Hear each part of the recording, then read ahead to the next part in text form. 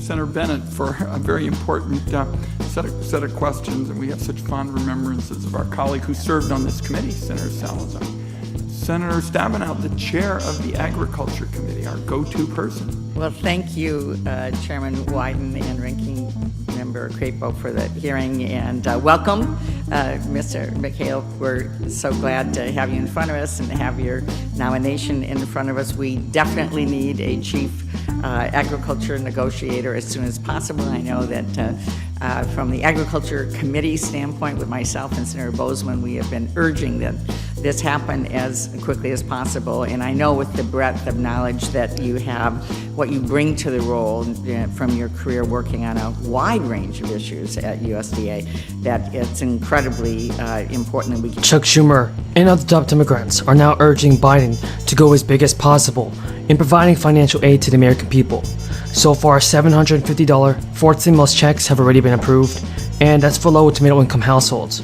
Now, as of right now, 8 states across America are getting ready to roll out stimulus checks this month, and Minnesota is one of them. The direct payments are designed to help residents as inflation grows in the United States.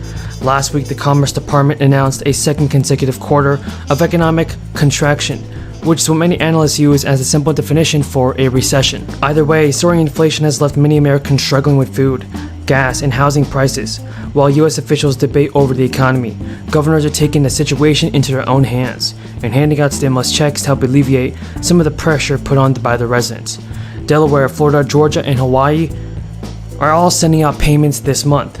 Certain Minnesota frontline workers are eligible to receive a one-time payment of $750, including emergency responders, healthcare staff, court officials, and retail workers. Almost 1.2 million workers applied for Minnesota's frontline bonus checks by the July 22nd deadline.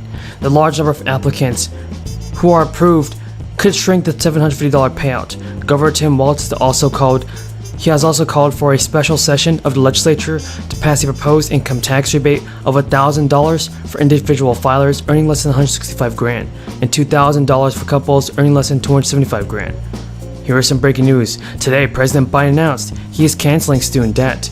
Americans making under $125,000 a year, and he fulfilled a campaign promise in garnering criticism from across the political spectrum.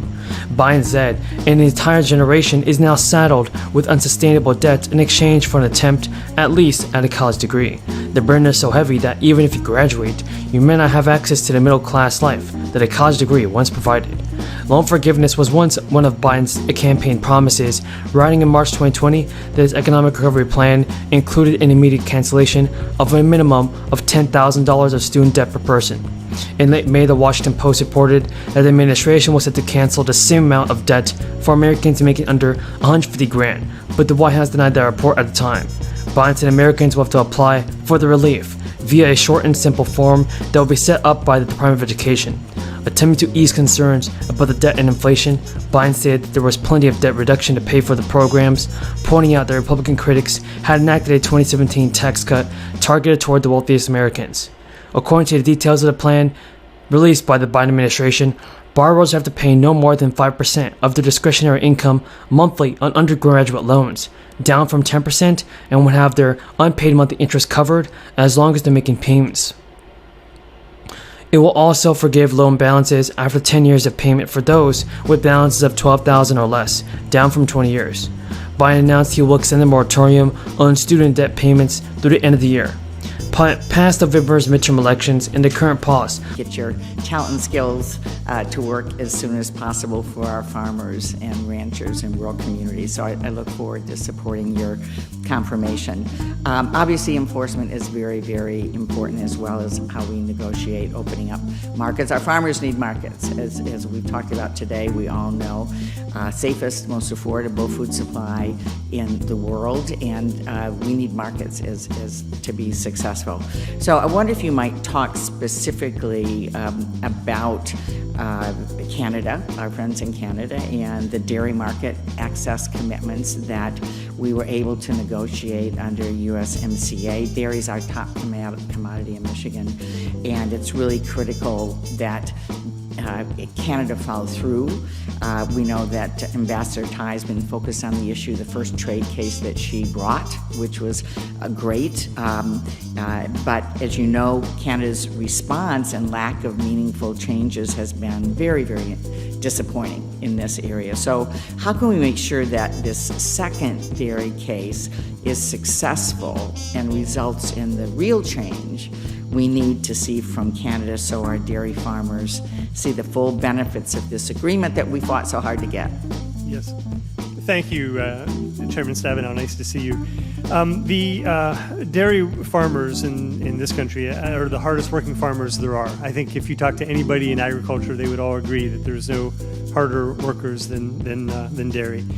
And all of us, you all up here, USDA fought really hard for those provisions of USMCA. And this is really one of our first opportunities to utilize those tools and to make sure that USMCA will be effective going down the path. So we were successful in the first phase, but Canada's response to that decision fell far short of the mark, absolutely did not provide the kind of market access that our dairy producers deserve. And we will fight fully for full retail access to the market in Canada for our dairy products. So USDA cooperated very closely with USTR to file the second round.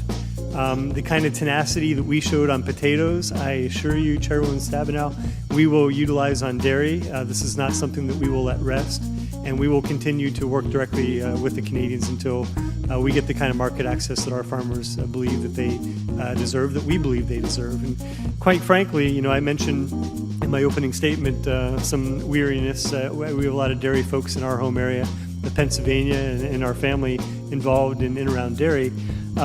We need to be successful on trade agreement enforcement, because if we're not, it just is a way for folks to question what they can believe in terms of government. So I take that very strongly in my responsibility to make sure that we deliver results and that farmers see the kind of access that they deserve. Thank you so much. And we've talked a lot about the unscientific SPS, or the sanitary and phytosanitary barriers, other technical barriers, non-tariff trade barriers that we face when we are selling abroad. This is a continual issue for us years and years. I've been focused on this for various kinds of commodities. We in Michigan grow more diversity of crops than actually any other state but California, so we're faced with this all the time, as you know. So it's very important that you are focused on that going forward. There's another piece, though. While we're trying to sell abroad, we also have to make sure, particularly, that our fruit and vegetable growers don't face unfair competition of imports here at home. This is the other side of that. So we've had this problem with asparagus and tart cherries and blueberries, where we see